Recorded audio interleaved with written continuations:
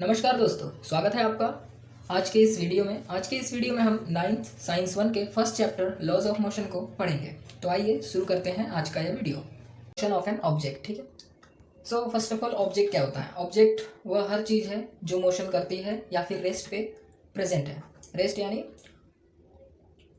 स्थिर अवस्था में प्रेजेंट है वो चीज़, ठीक है। तो मान लीजिए ये एक बॉल है, ठीक है। यह अपना प्लेस चेंज करता है, ठीक है। यानी कोई भी वस्तु जो मोशन में है या फिर रेस्ट में है उसे हम क्या कहेंगे? ऑब्जेक्ट कहेंगे। तो इस गेंद को मैं क्या कहूँगा? ऑब्जेक्ट।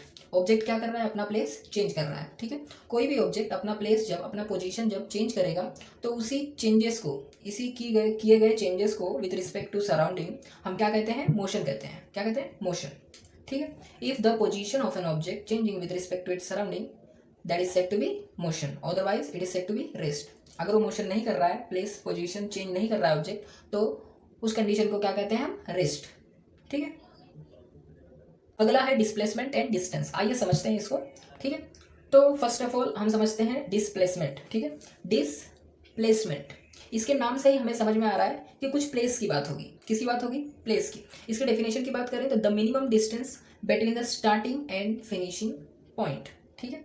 डिस्प्लेसमेंट जो है ये प्लेस की बात करता है, ठीक है, पॉइंट्स की बात करता है। मान लीजिए यह एक ऑब्जेक्ट है, कार है, ठीक है, जिसे P से Q जाना है, ठीक है। तो अगर ये कार P से Q जाती है तो इसका जो डिस्प्लेसमेंट होगा 360 हो सकता है। क्या हो सकता है? 360 हो सकता है, 360 मीटर हो सकता है, ठीक है। अगर सिर्फ यहाँ पर पॉइंट ही कंसिडर होगा, P एंड Q कंसिडर होगा, ठीक है, 360 मीटर। अगर यह कार P से Q गई एंड Q से वापस P आ गई, ठीक है, तो इस केस में जो डिस्प्लेसमेंट होगा हमारा वह क्या होगा? जीरो होगा। जीरो क्यों होगा? क्यों? क्योंकि डिस्प्लेसमेंट कहता है कि minimum distance between the starting and finishing point का डिस्टेंस। स्टार्टिंग यहाँ से ही किया था कार ने, लेकिन यहाँ पर ही तो आ गया ये कार, तो इसका जो स्टार्टिंग पॉइंट और फिनिशिंग पॉइंट दोनों क्या है?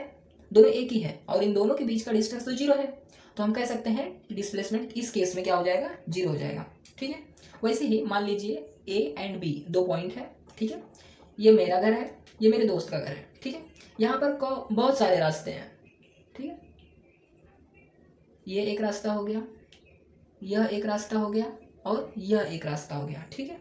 इन सब में क्या होगा? इस और इस पॉइंट को जोड़ने वाला मिनिमम डिस्टेंस क्या कहलाएगा? मेरा डिस्प्लेसमेंट। क्या कहलाएगा? डिस्प्लेसमेंट कहलाएगा, ठीक है। तो आइए समझते हैं हम डिस्टेंस को, ठीक है।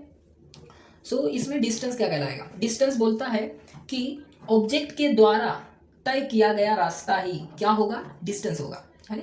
यानी डिस्टेंस ये नहीं कहता कि पॉइंट को कंसीडर करो फिर डिस्टेंस पता चलेगा, नहीं। डिस्टेंस कहता है कि इस ऑब्जेक्ट के द्वारा कितना ट्रैवल किया गया है, वही क्या होगा? डिस्टेंस होगा। The length of the actual path travel by an object in motion while going from one point two another, ठीक है। मान लीजिए ये जो ये व्हीकल है, ये P से Q गया, फिर Q से P आ गया। इस केस में क्या है? डिस्प्लेसमेंट तो मेरा जीरो होगा, लेकिन डिस्टेंस क्या होगा? 360 मल्टीप्लाई बाय 2, क्योंकि P से Q गया 360, वहां से वापस आया फिर 360, कितना हो गया? 720 मीटर मेरा क्या हो जाएगा? डिस्टेंस हो जाएगा। उसी तरह जब मैं A से B इस रास्ते को चूज किया, ठीक है, तो ये मेरा क्या है? पूरा डिस्टेंस है जो कि मैंने खुद कवर किया, है ना। ये भी क्या है? डिस्टेंस है। लेकिन दो पॉइंट को जो जोड़ रहा है ये भी डिस्टेंस है, लेकिन ये क्या कहलाएगा? डिस्प्लेसमेंट भी कहलाएगा, क्योंकि ये शॉर्टेस्ट पाथ है। आइए समझते हैं स्पीड एंड वेलोसिटी। तो स्पीड क्या होता है? स्पीड होता है टोटल डिस्टेंस, ठीक है, total distance divide by time required, ठीक है। Total distance divide by time required, यानी A पॉइंट से B पॉइंट पे जाना है, ठीक है, तो ये पूरे टोटल डिस्टेंस को जब हम टाइम से डिवाइड करेंगे तो हमें क्या मिलेगा? स्पीड मिलेगा, ठीक है। और अगला है डिस्प्लेसमेंट, ठीक है। डिस्टेंस का मतलब क्या? जितना भी डिस्टेंस है उसको कितने टाइम में कवर किया जा रहा है, यानी distance travel in one direction. किस डायरेक्शन में? एक ही डायरेक्शन में कितना डिस्टेंस ट्रैवल हो रहा है विद द टाइम, हम क्या होगा? वेलोसिटी होगा। क्या होगा? वेलोसिटी, यानी displacement divide by time is nothing but velocity. और स्पीड की बात करें तो होता है डिस्टेंस अपॉन टाइम, और वेलोसिटी की बात करें तो होता है डिस्प्लेसमेंट अपॉन टाइम। और अगर इसके SI यूनिट की बात करें, SI यूनिट की बात करें तो वो क्या होगा, वो होगा डिस्प्लेसमेंट को किस में नापते हैं, मीटर में, डिवाइड टाइम को किस में नापेंगे, सेकेंड में, तो मीटर पर सेकेंड, ठीक है। मीटर पर सेकेंड ये क्या होगा, मेरा वेलोसिटी होगा। लेकिन स्पीड को हम मीटर पर मिनट भी लिख सकते हैं, ठीक है, इस फॉर्म में भी कैलकुलेट कर सकते हैं, प्लस किलोमीटर पर हावर किस फॉर्म में भी कैलकुलेट किया जा सकता है, ठीक है। आई होप कि आप समझ गए होंगे। चलिए आगे के टॉपिक पढ़ते हैं। अगला है effect of speed and direction on velocity, ठीक है। तो देखिए यहाँ पे 3 केसेस आते हैं, ठीक है। पहला केस क्या है, आप एक ही डायरेक्शन में चले जा रहे हो, ठीक है। इस केस में आपका डायरेक्शन चेंज नहीं हो रहा है, लेकिन आपकी स्पीड ज़्यादा या फिर कम हो सकती है, ठीक है। अगला है change the direction while keeping the same speed same, ठीक है। आपका डायरेक्शन चेंज हो सकता है, ठीक है, लेकिन आपकी जो स्पीड है क्या हो सकती है, सेम हो सकती है, ठीक है। और तीसरा आता है changing the speed as well as direction. और तीसरा केस क्या है, आपका डायरेक्शन भी चेंज हो रहा है प्लस स्पीड घट या बढ़ सकती है, ठीक है। आइए समझते हैं uniform and non uniform linear motion, ठीक है। लीनियर मोशन क्यों कहा गया, क्योंकि कार या फिर कोई व्हीकल या फिर कोई ऑब्जेक्ट किसी पाथ पे लीनियरली जाता है वो, ठीक है। इसे सर्कुलर क्यों नहीं कहा गया, क्योंकि ये सर्कुलर पाथ नहीं है, एक लीनियर पाथ है, इसीलिए इस मोशन को हम लीनियर मोशन कहेंगे। आइए समझते हैं यूनिफॉर्म लीनियर मोशन क्या होता है और नॉन यूनिफॉर्म लीनियर मोशन क्या होता है विद द एग्जाम्पल, ठीक है। तो यूनिफॉर्म लीनियर मोशन होता है if an object covers equal distance in equal interval of time, यानी इक्वल टाइम में क्या है, इक्वल डिस्टेंस को कवर करना ही क्या कहलाता है, यूनिफॉर्म लीनियर मोशन कहलाता है, ठीक है।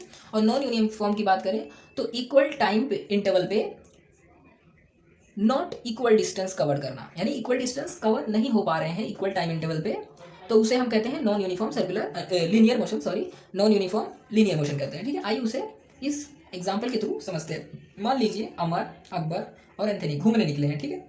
वो 5 बजे निकलते हैं, ठीक है। उस समय सभी का जो डिस्टेंस है क्या है, 0 है, ठीक है। उनका जो डिस्टेंस है वो कैलकुलेट होता है हर आधे आधे घंटे पे, कितने आधे आधे घंटे पे सभी का डिस्टेंस नोट होता है, ठीक है, नोट करके रखा जाता है, कैलकुलेट होता है उनका डिस्टेंस, ठीक है।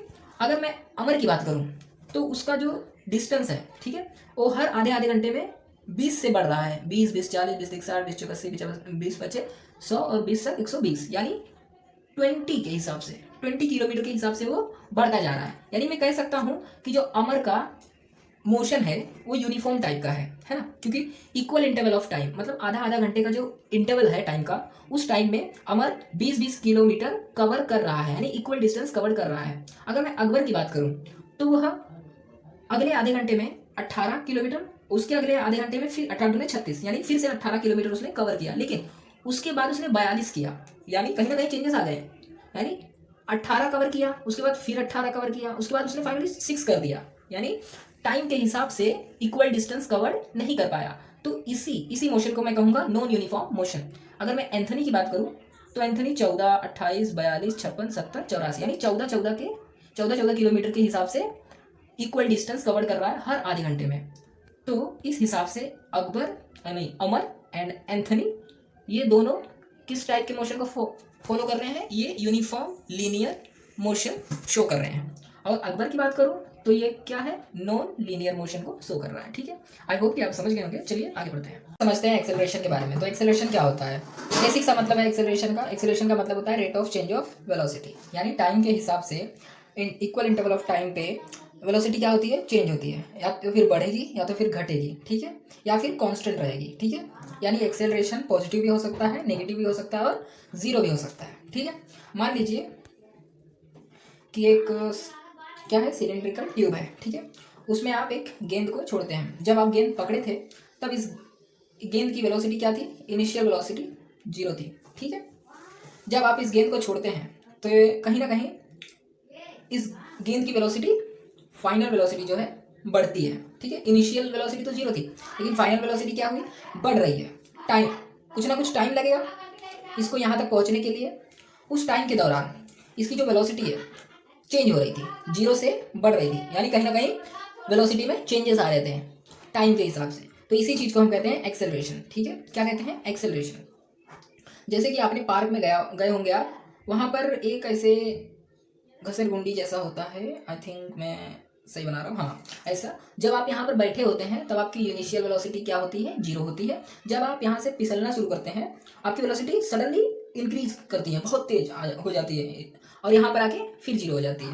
यानी कहीं ना कहीं वेलोसिटी बहुत ज़्यादा हुई थी। तो उसी चीज़ को जब आप यहाँ पर आके रुकेंगे तो उस पॉइंट पे आपकी वेलोसिटी कहीं ना कहीं चेंज हुई रहेगी, ज़्यादा बनी रहेगी, ठीक है।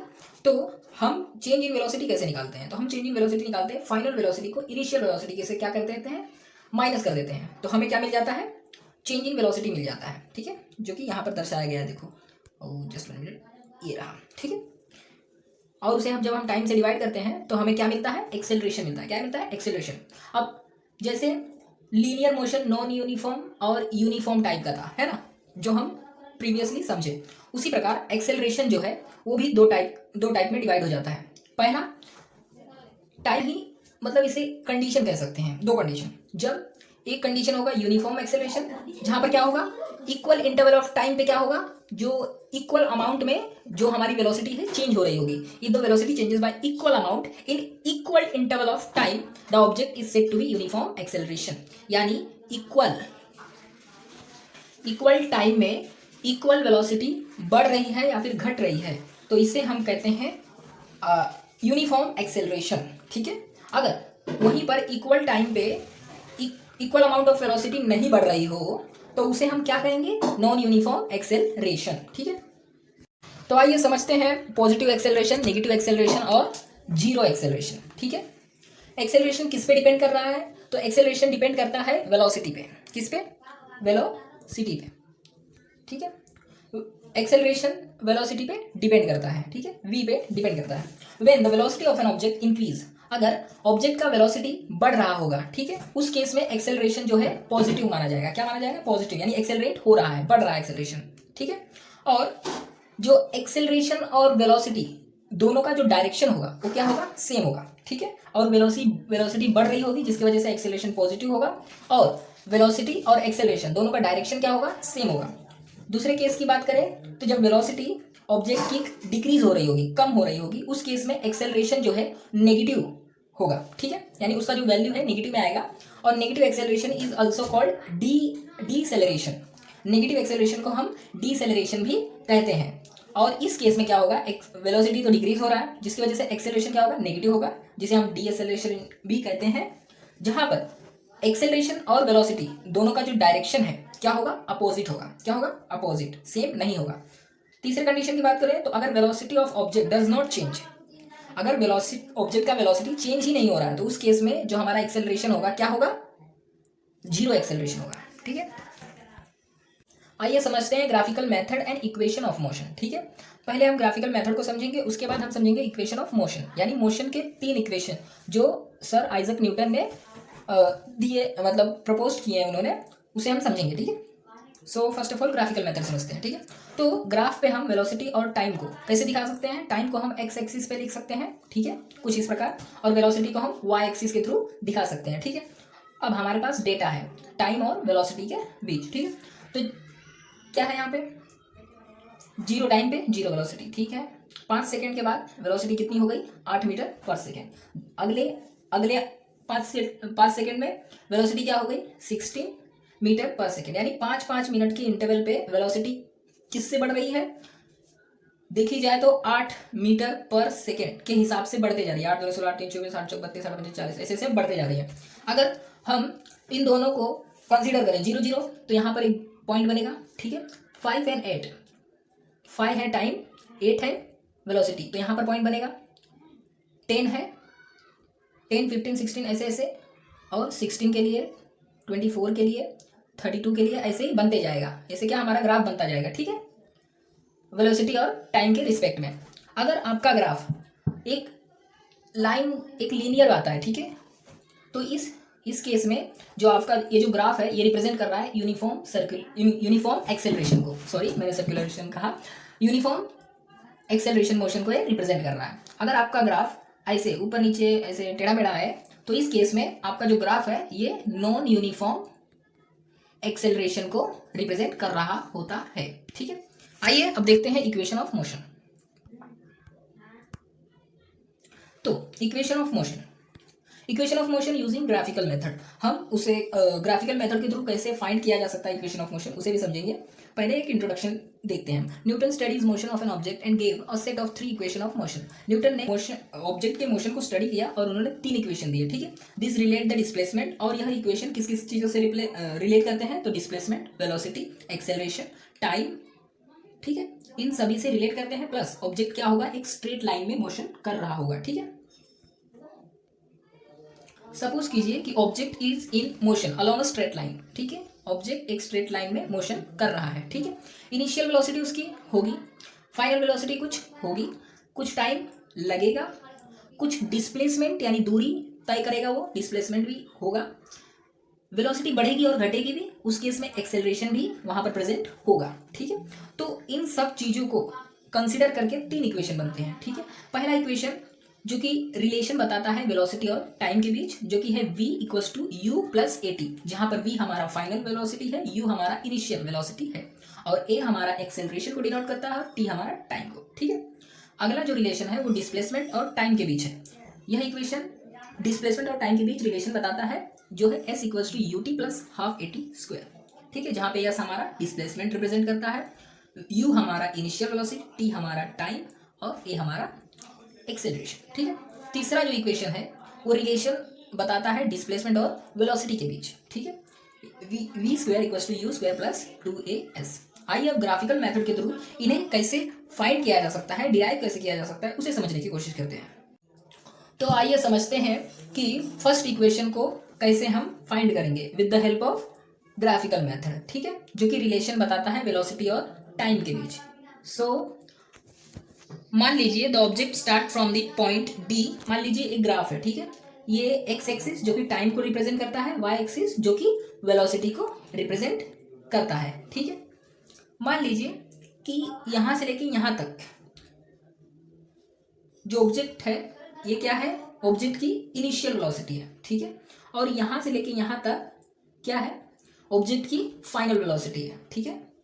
और ऑब्जेक्ट ए पॉइंट से बी पॉइंट तक, डी पॉइंट से बी पॉइंट तक क्या करता है, ट्रैवल करता है, ठीक है। यहाँ पर इनिशियल वेलोसिटी है, यहाँ पर पहुंचने के बाद उसकी फाइनल वेलोसिटी होगी, ठीक है। तो उस प्रकार हमारा जो O और D है क्या रिप्रेजेंट कर रहा है, इनिशियल वेलोसिटी। O और C ये पूरा मेरा क्या रिप्रेजेंट कर रहा है, फाइनल वेलोसिटी। और O और E क्या रिप्रेजेंट कर रहा है, टाइम, ठीक है। अब हम निकाल लेते हैं एक्सेलरेशन, ठीक है। इस केस में हम एक्सेलरेशन निकालते हैं। तो एक्सेलरेशन का फॉर्मूला क्या होता है, एक्सेलरेशन का फॉर्मूला होता है final velocity minus initial velocity divide by time, ठीक है। तो फाइनल वेलोसिटी क्या थी, OC, इनिशियल वेलोसिटी क्या थी, OD। तो हम क्या करेंगे, OC माइनस OD करेंगे, ठीक है। अब ये पूरा OC माइनस OD अगर मैं करूं तो मुझे क्या मिल जाएगा, ये पूरा मिल जाएगा, यानी DC मिल जाएगा। तो मैं क्या लिखूंगा इधर, A equals to DC divide by time. आगे चल के क्या हो जाएगा, DC इक्वल्स टू AT हो जाएगा। क्यों, अगर मुझे DC फाइंड करना है तो T डिवाइड में है, T को वहां से एंड करो तो इक्वल टू क्रॉस करते हुए मल्टीप्लाई हो जाएगा AT, A से। तो मुझे एक इक्वेशन मिल गया, DC इक्वल्स टू AT। अब क्या करो, draw line parallel to y axis, passing एक लाइन ड्रॉ करो जो कि y एक्सिस से क्या होनी चाहिए, पास होनी चाहिए, ठीक है। Through B this will cross the x axis in E, ठीक है। ऐसे करके एक लाइन खींचो, एक लाइन ऐसे खींचो, ठीक है, और एक लाइन ऐसे, ठीक है। ये 3 लाइन खींच ली हमने, ठीक है। अब मैंने क्या कहा था, वेलोसिटी पूरा इतना है, ठीक है, ये फाइनल वेलोसिटी है। तो मैं फाइनल वेलोसिटी को क्या लिख सकता हूँ, फाइनल वेलोसिटी को मैं लिख सकता हूँ CD प्लस OD, है ना, CD प्लस OD हम लिख सकते हैं। फाइनल वेलोसिटी तो ये है ना, ये पूरी फाइनल वेलोसिटी है। तो मैं लिख सकता हूँ CD, ये CD प्लस OD, इन दोनों को मिला के फाइनल वेलोसिटी बन जाएगी, ठीक है। सो अब हमें पता है कि फाइनल वेलोसिटी होगी CD प्लस OD। हमें CD मिल चुका है, जो यहाँ पर है, DC कहो या फिर CD कहो, बात एक ही है। तो CD हमें मिल गया है, AT है, AT यहाँ पर रखो, रख दिया हमने, ठीक है। OD हमें पता है, OD क्या है, OD हमारी इनिशियल वेलोसिटी। तो इस हिसाब से फॉर्मूला हमें मिल गया, क्या मिला, V हमारा क्या था, OD प्लस CD था, ठीक है। OD हमारा क्या है, इनिशियल वेलोसिटी, ठीक है। CD हमने फाइंड किया यहाँ से, ठीक है। जो कि है ए टी। फाइनली हमें फॉर्मूला मिल गया जो फर्स्ट इक्वेशन ऑफ मोशन है। ठीक है, चलिए अब सेकेंड इक्वेशन ऑफ मोशन को फाइंड करते हैं। ठीक है, तो सेकेंड इक्वेशन ऑफ मोशन को समझने की कोशिश करते हैं। ठीक है, तो मान लीजिए, तो सेकेंड इक्वेशन ऑफ मोशन क्या कहता है, डिस्प्लेसमेंट और टाइम के बीच रिलेशन हमें बताता है। Let us suppose that an object in, मान लीजिए कि ऑब्जेक्ट यूनिफॉर्म एक्सेलरेशन किया है। ठीक है, ओके, तो जो ये ग्राफ है इसमें ये जो पूरा एरिया है ना, ये जो पूरा एरिया है DOEB, ये पूरा अगर एरिया आप निकाल लेते हो तो ये पूरा एरिया क्या रिप्रेजेंट करता है, ऑब्जेक्ट के द्वारा कवर किया गया डिस्प्लेसमेंट, यह पूरा एरिया रिप्रेजेंट करता है। ठीक है, तो हम क्या लिखेंगे, तो हम लिखेंगे displacement equal to area of DOEB। ठीक है, अब इस DOEB में हम एरिया निकालते वक्त हमें क्या दिख रहा है, यहाँ पर एक क्या दिख रहा है, ट्राइंगल, नहीं रेक्टेंगल। ठीक है, यहाँ पर क्या दिख रहा है, एक ट्राइंगल दिख रहा है। यानी इस ट्राइंगल को और इस रेक्टेंगल को अगर जोड़ दिया जाए, इन दोनों के एरिया को अगर जोड़ दिया जाए तो मुझे पूरा ये टोटल एरिया मिल जाएगा, है ना। सो वही करते हैं, आइए। तो पहले DOEA, ठीक है, इसका हम एरिया निकालेंगे कैसे, लेंथ इंटू ब्रेथ, है ना, लेंथ इंटू ब्रेथ होता है रेक्टेंगल का एरिया, तो हो जाएगा AE मल्टीप्लाई बाय OE। ठीक है, उसके बाद इसका निकालते हैं DAE, इसका कैसे निकलता है, half into base into height, triangle के केस में। ठीक है, तो हाफ हो गया, हाफ लिखा मैंने। बेस क्या है इसका, DA लिख दिया। हाइट क्या है, BA, तो AB लिख दिया या फिर BA लिख दिया। ठीक है, अब ये सब चीज़ें क्या क्या रिप्रेजेंट कर रही हैं, बस हमें उधर लिखना है। तो देखिए AE की जगह पर मैं क्या लिख सकता हूँ, AE OD के बराबर होगा, यानी AE किसको रिप्रेजेंट कर रहा है, इनिशियल वेलोसिटी को रिप्रेजेंट कर रहा है, तो मैं यहाँ पर U लिख दिया। ठीक है, अब DE की बात करते हैं, DE नहीं, OE है, सॉरी, OE किसको रिप्रेजेंट कर रहा है, तो OE टाइम को रिप्रेजेंट कर रहा है, तो यहाँ पर लिख दो T। ठीक है, हाफ का हाफ। AB की बात करते हैं, A और B की बात करते हैं। ठीक है,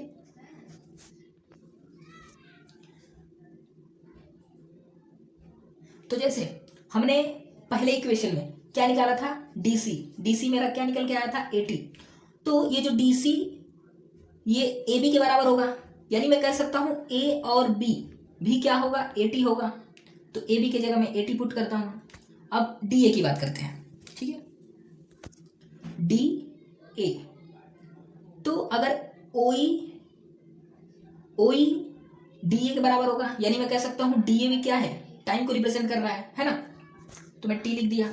अब इसको जब मैं सॉल्व करूंगा तो मुझे सेकेंड इक्वेशन ऑफ मोशन मिल जाएगा। ठीक है, तो इसमें दो ही स्टेप्स लगेंगे। पहला है, पहले आपको बताना है कि ये पूरा जो इसका एरिया है ये डिस्प्लेसमेंट को रिप्रेजेंट करता है। सिंपली S इक्वल्स टू इस एरिया में जो जो चीज़ें हैं उनको प्लस करेंगे, area of this rectangle plus area of this triangle. ठीक है, रेक्टेंगल और ट्राइंगल, इन दोनों को जब आप प्लस करने जाओगे, ठीक है, तो ये कुछ इतना आपको मिलेगा। ठीक है, अब इसके बेसिस पे आपको पता करना है कि ये सब जो चीज़ें हैं क्या क्या चीज़ें रिप्रेजेंट कर रही हैं, और आपको रिप्लेस करना है वो सब चीज़ें, और फाइनली आपको इक्वेशन मिल जाएगा। चलिए थर्ड इक्वेशन ऑफ मोशन को समझने की कोशिश करते हैं। ये भी कुछ सेकेंड इक्वेशन ऑफ मोशन की तरह ही हम फाइंड करेंगे। ठीक है, इसमें सेकेंड इक्वेशन ऑफ मोशन में हमने क्या इसे कंसिडर किया था, इसे एक रेक्टेंगल और इसे एक ट्राइंगल कंसिडर करके एरिया निकाला था हमने। ठीक है, लेकिन हम थर्ड इक्वेशन ऑफ मोशन को कैलकुलेट करते वक्त क्या करेंगे, इसे एक ट्रेपेजियम समझेंगे। क्या समझेंगे, कहीं ना कहीं आप देखें इसे तो एक ट्रेपेजियम की तरह है ये, है ना, ये ट्रेपेजियम। यानी थर्ड इक्वेशन ऑफ मोशन में हम डिस्प्लेसमेंट कैसे निकाल सकते हैं, इस पूरे ट्रेपेजियम के एरिया को कैलकुलेट करेंगे, जितना आएगा वो क्या क्या रिप्रेजेंट करेगा, डिस्प्लेसमेंट रिप्रेजेंट करेगा। ठीक है, so S equals to area of trapezium DOEB। ठीक है, एरिया ऑफ ट्रेपेजियम क्या होता है, हाफ मल्टीप्लाई बाय ये दोनों हाइट, ये दोनों बेस का प्लस, ठीक है, मल्टीप्लाई बाय मल्टीप्लाई बाई ये बेस, ठीक, या फिर कह लो ये दोनों बेस का plus into multiply by height.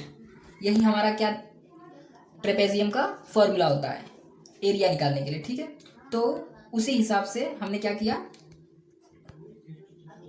हमने सारी चीज़ें पुट की, ठीक है। पुट करने पर हमें इतना बड़ा इक्वेशन मिलेगा, ठीक है।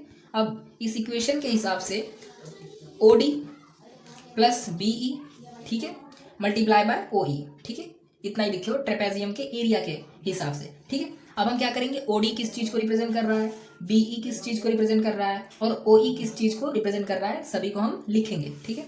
तो अगर OD की बात की जाए तो OD U को रिप्रेजेंट कर रहा है ना, इनिशियल वेलोसिटी। अगर और बात करें BE को तो वह किसको रिप्रेजेंट कर रहा है, फाइनल वेलोसिटी को रिप्रेजेंट कर रहा है। और OE की बात करूं तो वो टाइम को रिप्रेजेंट कर रहा है, ठीक है। इस हिसाब से हमारा इक्वेशन यहाँ तक पहुँच गया, ठीक है। इस इक्वेशन को 1 कंसिडर करते हैं। अब हम एक्सेलरेशन निकालते हैं। तो एक्सेलरेशन का फॉर्मूला क्या कहता है, final velocity minus initial velocity divide by time. इस हिसाब से हम यहाँ से टाइम कैलकुलेट कर लेते हैं। तो टाइम कैलकुलेट करने के लिए क्या करना पड़ेगा, टी को यहाँ भेजो, ए को यहाँ पर भेजो। तो टाइम के लिए ये फॉर्मूला हमें मिल गया। अब हम क्या करेंगे, जहाँ पर टाइम है, ठीक है, वहाँ पर हम इतने इक्वेशन को पुट करेंगे, ठीक है। पुट करने पर हमें यह इक्वेशन कुछ ऐसे दिखाई देगा, ठीक है।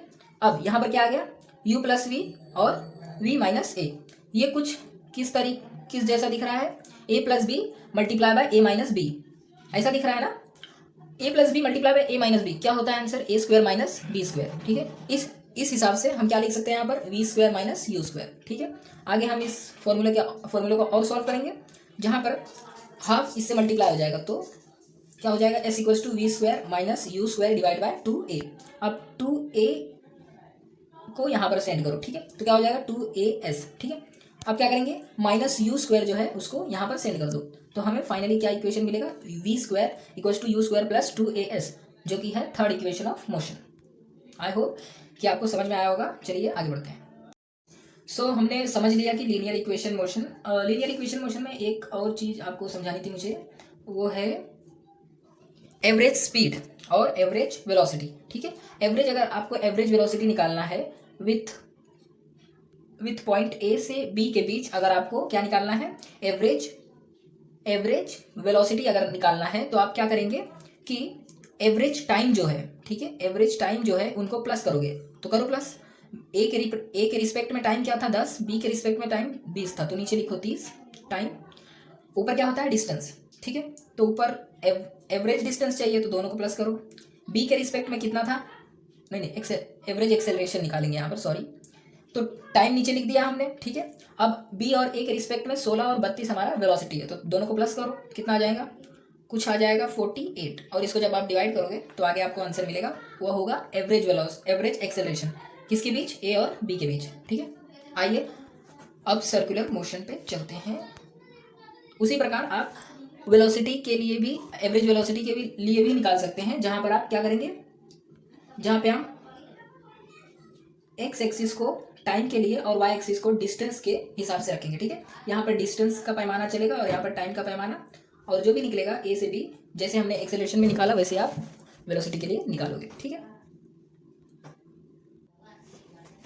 तो बात करते हैं uniform circular motion. When an object moving with a constant speed, जब ऑब्जेक्ट जो है कांस्टेंट स्पीड, एक ही स्पीड, सेम स्पीड से मूव कर रहा होता है सर्कुलर पाथ में, the change in velocity is only due to change in direction. यानी जब कोई भी ऑब्जेक्ट सर्कुलर पाथ में चल रहा होता है, ठीक है, सर्कुलर पाथ में चल रहा होता है, तो उसकी जो वेलोसिटी है उसमें चेंजेस आता है, सिर्फ किसकी वजह से, डायरेक्शन चेंज होने की वजह से, ठीक है। Hence it is accelerated motion. इसका मतलब सर्कुलर मोशन को हम क्या कह सकते हैं, एक्सेलरेटेड मोशन भी कह सकते हैं। क्यों, क्योंकि वेलोसिटी हर एक पॉइंट पे क्या हो रही होगी, हर एक पॉइंट पे चेंज हो रही होगी, क्योंकि डायरेक्शन चेंज हो रहा है।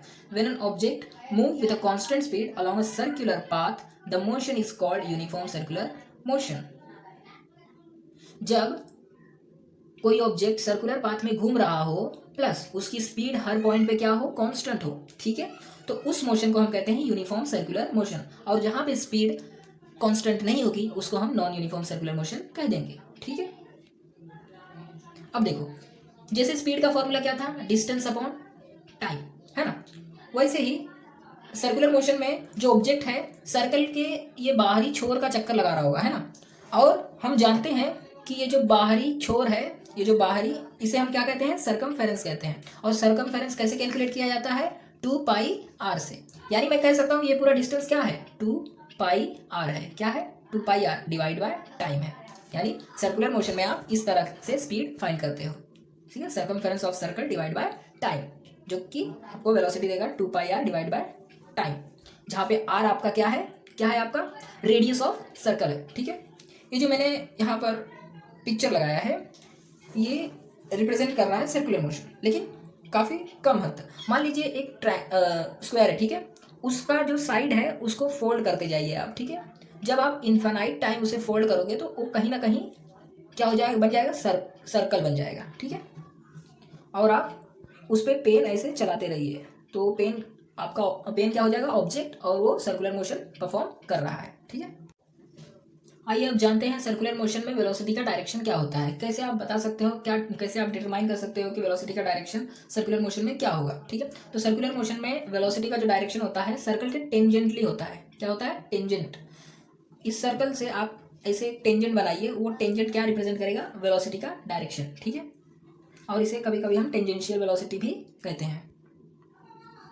जैसे एक डिस्क घूम रही है, उस पर अगर आप एक कॉइन रखोगे तो जब स्पीड बहुत ज़्यादा बढ़ जाएगी तो कहीं ना कहीं जो वेलोसिटी बढ़ने की वजह से क्या होगा, ये कॉइन टेंजेंशियली क्या होगा, थ्रो होगा।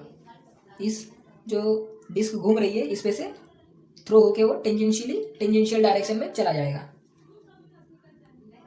यानी कॉइन अगर यहाँ पर रखा है तो यहाँ से वह ऐसा नहीं जाएगा, ठीक है, वो टेंजेंशियल डायरेक्शन में थ्रो हो जाएगा, ठीक है। आइए समझते हैं न्यूटन्स लॉ ऑफ मोशन, ठीक है। तो फर्स्ट लॉ ऑफ मोशन को समझने की कोशिश करते हैं। तो first law of motion, Newton's का फर्स्ट लॉ ऑफ मोशन कहता है an object continuous to remain at rest और in a state of uniform motion along a straight line unless an external unbalance force acts on it. यानी कोई भी object अगर वह rest पे है तो वह रेस्ट पे ही होगा, ठीक है। अगर कोई ऑब्जेक्ट मोशन में है, यूनिफॉर्म मोशन में है, तो वह मोशन में ही होगा, तब तक मोशन में होगा और तब तक रेस्ट पे होगा जब तक इस पे कोई बाहरी अनबैलेंस्ड फोर्स नहीं लगता, ठीक है। यह न्यूटन का फर्स्ट लॉ कहता है। यानी अगर कहा जाए तो इस बॉल पे नेट फोर्स जो है क्या होगा, जीरो होगा। ऐसा नहीं है कि ये जो गेंद है इस पे कोई फोर्स नहीं लग रहा है, इस पे फोर्स लग रहा है, इस पे परपेंडिकुलरली नॉर्मल फोर्स लग रहा है और नीचे की तरफ फोर्स जो लग रहा है ग्रेविटेशनल फोर्स, जिसे हम वेट जो है इसका, इस बॉल का जो वेट है उसके वजह से फोर्स लग रहा है, ठीक है। लेकिन ये दोनों फोर्स आपस में क्या हो जा रहे हैं, कैंसिल हो जा रहे हैं। यानी कहने का अर्थ है कि इस बॉल पे लगने वाला नेट फोर्स जो है वो क्या है, जीरो है, ठीक है। इस पे कोई अनबैलेंस फोर्स लगा तो ये मोशन में आ जाएगा, ठीक है। तो फर्स्ट लॉ कहता है कि ऑब्जेक्ट तब तक रेस्ट पे या फिर यूनिफॉर्म मोशन में होगा जब तक उस पर कोई अनलेस या फिर एक्सटर्नल अनबैलेंस फोर्स ना लगे।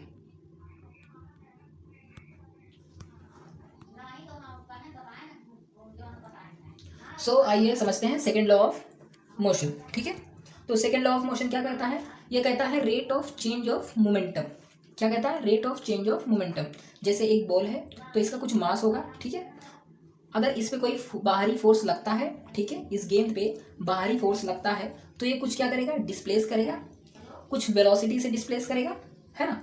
तो यह जो मास है, मास और मल्टीप्लाई बाय वेलोसिटी, इन दोनों के प्रोडक्ट को, मास इंटू वेलोसिटी, इसी प्रोडक्ट को हम क्या कहते हैं, मोमेंटम कहते हैं। क्या कहते हैं, मोमेंटम, जिसे हम पी से दर्शाते हैं, मास इंटू वेलोसिटी, ठीक है।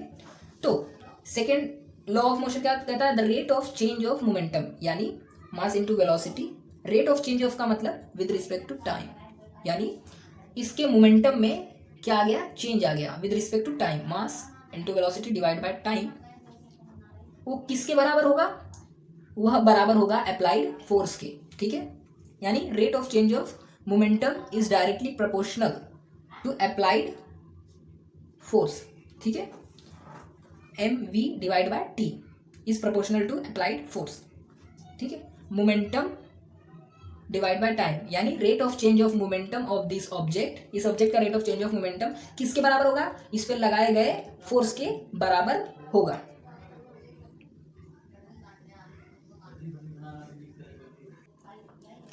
तो the effect of one object striking another object, यानी एक ऑब्जेक्ट दूसरे ऑब्जेक्ट को क्या करता है, स्ट्राइक करता है, अटैक करता है, ठीक है, टकराता है।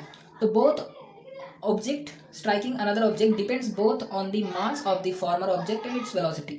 इस टकराव के बाद जो भी होगा, जो भी कुछ मोशन होगा, वो किस किस पे डिपेंड होता है, मास और वेलोसिटी पे डिपेंड होता है, ठीक है, इन दोनों के, ठीक है।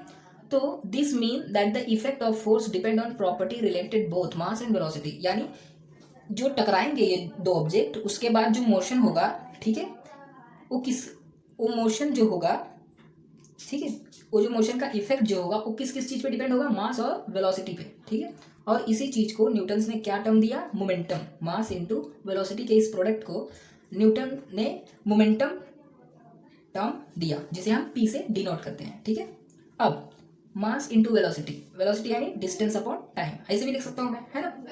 अब देखो, momentum has magnitude as well as direction. Momentum के पास मैग्नीट्यूड भी होता है, डायरेक्शन भी होता है, यानी मोमेंटम क्या है, वेक्टर क्वांटिटी है। क्या है, वेक्टर क्वांटिटी। वेक्टर क्वांटिटी वह क्वांटिटी होती है जिसके पास डायरेक्शन भी होता है प्लस मैग्नीट्यूड यानी वैल्यू भी होता है। It direction is the same as that of velocity. जहाँ वेलोसिटी का डायरेक्शन होगा वहीं पर मोमेंटम का भी डायरेक्शन होगा। अब एसआई यूनिट की बात करते हैं, ठीक है। तो एसआई यूनिट दो टाइप की होती है, ठीक है। एसआई यूनिट, दूसरा होता है CGS unit, centimetre gram second, ठीक है। तो मोमेंटम का फॉर्मूला क्या था, mass into displacement distance upon time, ठीक है ना। तो मास को किस में नापेंगे, अगर एसआई सिस्टम की बात करें तो वहाँ पर किलोग्राम मीटर सेकेंड में नापेंगे, ठीक है। तो मास है, mass kilometre, distance metre divide by second, time है सेकेंड, ठीक है। मतलब इस फॉर्मूले के थ्रू ही आप एसआई यूनिट बता सकते हैं। सीजीएस की बात करें तो सेंटीमीटर ग्राम सेकेंड में, यानी मास को किस में नापोगे आप, ग्राम में, डिस्टेंस को मीटर में नहीं जबकि सेंटीमीटर में नापोगे, और टाइम को सेकेंड में नापोगे। तो इस प्रकार एसआई सिस्टम यूनिट में केजी मीटर पर सेकेंड और सीजीएस में ग्राम सेंटीमीटर पर सेकेंड इसका यूनिट होगा, ठीक है। अब देखिए, मोमेंटम को पी सिंबल से दर्शाया जाता है, और मोमेंटम क्या होता है, प्रोडक्ट होता है, प्रोडक्ट यानी मल्टीप्लाई होता है मास और वेलोसिटी का, ठीक है। और ये क्या होता है, वेक्टर क्वांटिटी होता है। मोमेंटम क्या होता है, वेक्टर क्वांटिटी। वेक्टर क्वांटिटी का कहने का मतलब कि इसके पास डायरेक्शन भी होता है और मैग्नीट्यूड यानी वैल्यू भी होता है। आइए rate of change of momentum के थ्रू हम अप्लाई किए गए इस फोर्स का इक्वेशन फाइंड करते हैं, ठीक है। मान लीजिए एक बॉल है, ठीक है, उसका इनिशियल मोमेंटम क्या होगा, मास इनटू वेलोसिटी होता है मोमेंटम, लेकिन इनिशियली जो वेलोसिटी होगा, इनिशियल वेलोसिटी क्या होगा, जीरो होगा। तो इस ऑब्जेक्ट का इनिशियल मोमेंटम क्या होगा, एम यू, जो कि ऑब्वियस सी बात है जीरो ही होगा, है ना, क्योंकि इनिशियल वेलोसिटी जीरो होता है। अभी रुका है, रेस्ट में है, तो इनिशियल वेलोसिटी जीरो। अगर इस पर कोई फोर्स लग जाए तो ये क्या करेगा, डिस्प्लेस करेगा, है ना। अब इसकी जो इनिशियल वेलोसिटी है इसमें चेंजेस आएंगे, तो ये क्या है, अब फाइनल वेलोसिटी मतलब इंक्रीज होने वाली, मतलब चेंजिंग वेलोसिटी, मतलब फाइनल वेलोसिटी हमें यहाँ पर आके जब वो रुकेगा जस्ट पॉइंट पे, तो उसकी वेलोसिटी क्या होगी, वी होगी, जो कि है फाइनल वेलोसिटी, ठीक है।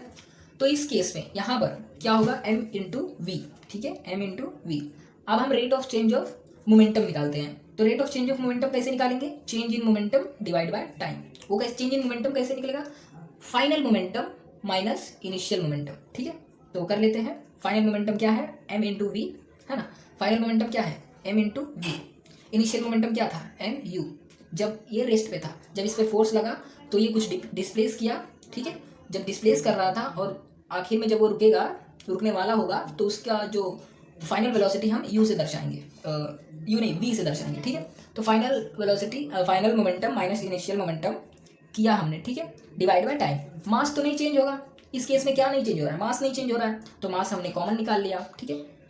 और वेलोसिटी क्या हो गया, v minus u divide by t. अब हमें पता है final velocity minus initial velocity divide by time क्या होता है, एक्सेलरेशन होता है। तो हम क्या लिख देंगे, इस पूरे टर्म की जगह हम क्या लिख देंगे, ए लिख देंगे। तो हमारा फॉर्मूला क्या बन जाएगा, हमारा फॉर्मूला बनेगा एम इंटू ए, जो कि है मास इंटू एक्सेलरेशन, ठीक है।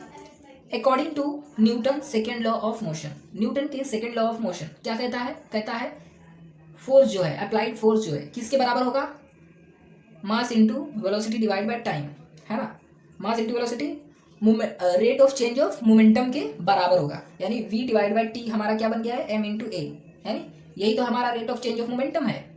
तो न्यूटन के सेकेंड लॉ के हिसाब से हम क्या कह सकते हैं कि जो force is directly proportional to m a क्या है हमारा rate of change of momentum, ठीक है।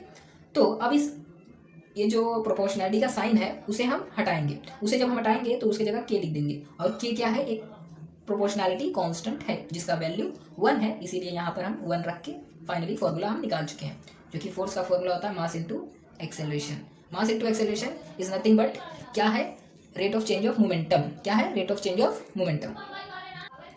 अब बात करते हैं फोर्स के एसआई यूनिट की। एसआई सिस्टम में अगर हम एमकेएस की बात करें, किसकी बात करें, MKS metre, MKS metre kilogram second, इस सिस्टम की बात करें तो इस सिस्टम में हम फोर्स को न्यूटन में नापते हैं, किस में मेजर करते हैं, न्यूटन में, ठीक है। और 1 newton 1 kilogram multiply by 1 metre पर सेकेंड स्क्वायर के बराबर होता है, ठीक है। ये चीज कहाँ से आई, ये चीज ऐसे आई, मास इंटू एक्सेलरेशन क्या होता है, वेलोसिटी अपॉन टाइम। वेलोसिटी क्या होती है, डिस्टेंस अपॉन नीचे दिया जाएगा फिर टाइम, तो ये टाइम का क्या हो जाएगा, स्क्वायर। अब देखो मास है 1 kg लिखो, मल्टीप्लाई है मल्टीप्लाई लिखो, डिस्टेंस है 1 रख दो, यहाँ पर चलेगा 1 रख दो, डिस्टेंस क्या है मीटर, टी क्या हो गया, स्क्वायर हो गया, तो सेकंड का भी स्क्वायर कर दो। इसके हिसाब से ये पूरा चीज आया यहाँ, ठीक है, कंफ्यूज नहीं होने का। अगला है सीजीएस यूनिट। सीजीएस यूनिट क्या होता है, सेंटीमीटर ग्राम सेकेंड। इसमें जब हम फोर्स को मेजर करते हैं तो in the form of dyne के फॉर्म में हम मेजर करते हैं। इसमें क्या होगा, सिंपल, किलोग्राम था ग्राम कर दो, हो गया, समझे।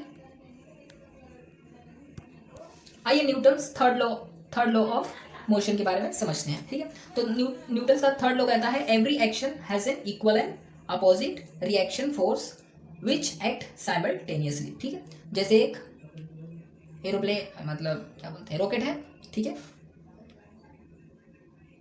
जब इसका थ्रस्ट जो फ्यूल जल के बाहर निकलता है इसे, ठीक है, जिसकी वजह से नीचे की तरफ क्या लगता है, फोर्स, ठीक है। उसके बाद इस फोर्स की वजह से क्या लगता है, ऊपर की तरफ भी एक फोर्स लगता है, ठीक है, ठीक है। अपोजिट डायरेक्शन में 2 फोर्स लग रहे होते हैं जिसकी वजह से ये क्या होता है, ऊपर जाता है। यही चीज को एक्सप्लेन करता है Newton's third law. Every action force has an equal and opposite reaction होता है।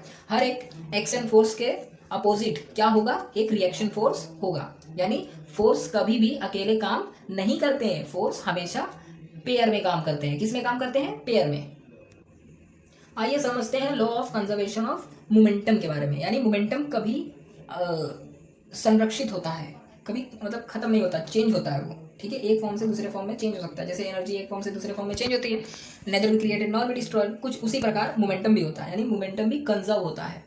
Suppose an object A object है, ठीक है, और एक बी ऑब्जेक्ट है, इसका मास m1, इसका मास m2, ठीक है। इनिशियल वेलोसिटी u1 u2, और जब वो टकराए उसके बाद उन्होंने कुछ डिस्प्लेस किया, उस वक्त भी उनका मास चेंज होगा क्या, नहीं होगा। तो इसका ही मास m1, इसका ही मास m2, लेकिन वेलोसिटी तो चेंज होगा। तो इसका v वेलोसिटी, इसका v2, इसका v1, इसका इनिशियल वेलोसिटी u1, इसका इनिशियल वेलोसिटी u2, ठीक है। इतनी सारी चीज़ें आप समझ गए। अब आगे तो law of conservation of momentum कहता है कि टकराते वक्त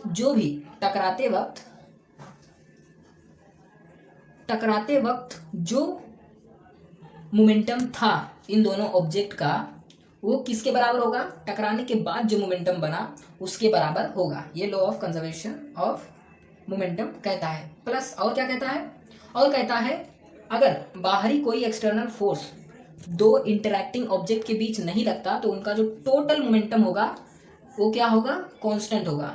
इसका मतलब वह चेंज नहीं होगा मोमेंटम, ठीक है। और कहता है व्हेन 2 बॉडी कोलाइड्स, अगर 2 बॉडी टकराते हैं तो उनका जो टोटल मोमेंटम होगा टकराने के पहले वो किसके बराबर होगा, टोटल मोमेंटम टकराने के बाद के बराबर होगा, ठीक है। आइए इसे समझते हैं। तो जैसे कि लॉ ऑफ कंजर्वेशन हमें कहता है कि टकराने से पहले का मोमेंटम किसके बराबर होगा, टकराने के बाद के बराबर होगा, है ना। तो आफ्टर कोलिजन होने के बाद दोनों का मोमेंटम क्या होगा, m1 v1 m2 v2, यही होगा, है ना, m1 v1 m2 v2। और कोलिजन होने के पहले क्या होगा, M1 U1 M2 U2, है ना। अगर हम फोर्स की बात करें तो फोर्स एक बार ऐसे लग रहा था, ठीक है, उसके बाद टकराने के बाद फोर्स कैसे हो गया, फोर्स का डायरेक्शन कुछ ऐसे हो गया। यानी मैं कह सकता हूँ, क्या कह सकता हूँ, F2 equals to minus of F। Minus क्यों लगाया हमने यहाँ पे, क्यों, क्योंकि जब टकराने के बाद फोर्स का डायरेक्शन चेंज हो गया, उसी डायरेक्शन को दिखाने के लिए हमने यहाँ पर क्या रखा है, माइनस F रखा है। क्या रखा है, माइनस F1। अब हम जानते हैं फोर्स का फॉर्मूला क्या होता है, मास इंटू एक्सेलरेशन, ठीक है, mass into acceleration.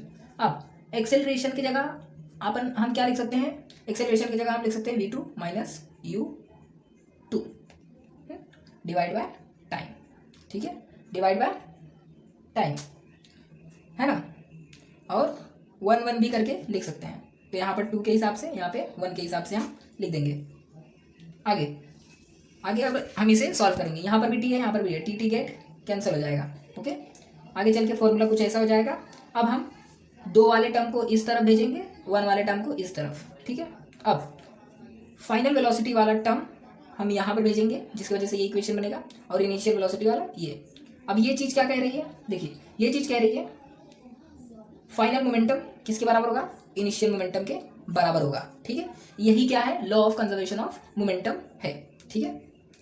Thus, if no external force is acting on two object, then their total initial momentum, देखिए ये क्या है, टोटल फाइनल मोमेंटम है, ठीक है, और ये टोटल इनिशियल मोमेंटम है। तो क्या है, their total initial momentum is equal to final momentum. समझ गए आप, ठीक है। उसके बाद, और ये मैंने आपको समझा दिया, when no external force acting, तो ये क्या होगा, अगर कोई एक्सटर्नल फोर्स एक्ट नहीं कर रहा है तो वो न्यूटन के थर्ड लॉ की तरह काम करेगा, ठीक है, ठीक है। कोई बाहरी फोर्स एक्ट नहीं कर रहा है तो ये क्या करेंगे, आपस में टकराएंगे, उसके बाद दूर हो जाएंगे। यानी क्या हो रहा है, इक्वल एंड जहाँ पर एक्शन फोर्स लग रहा है वहीं पर क्या हो जा रहा है, रिएक्शन फोर्स भी जनरेट हो जा रहा है। इसका मतलब थर्ड लॉ की तरह काम करेगा, ठीक है। अगला, व्हेन टू ऑब्जेक्ट कोलाइड्स, उसका टोटल कोलिजन के पहले का जो मोमेंटम है, उसके बाद कोलाइड होने के बाद का जो मोमेंटम है क्या होगा, बराबर होगा, सिंपल, है ना। अगर हम इनिशियल की बात करें तो इनिशियल होता है 0, ठीक है। उसके हिसाब से क्या हो जाएगा, ये जो इनिशियल वाला पूरा टर्म है, इनिशियल वाला पूरा टर्म है ये 0 हो जाएगा। तो हमें इक्वेशन क्या मिलेगा, M2V2 plus M1V1 equals to 0, है ना, यही मिलेगा। देखिए यहाँ पर लिखा है वही इक्वेशन। अब इस इक्वेशन के थ्रू अगर हमें V2 फाइंड करना है तो V2 हम फाइंड कर सकते हैं। कैसे, इस पूरे टर्म को वहाँ पर भेजो, तो वहाँ पर गया है पूरा टर्म, उसके बाद M2 को डिवाइड कर दो, ये पूरा टर्म प्लस में है तो वहाँ पर जाके माइनस हो जाएगा। इस प्रकार हम V2 को भी फाइंड कर सकते हैं।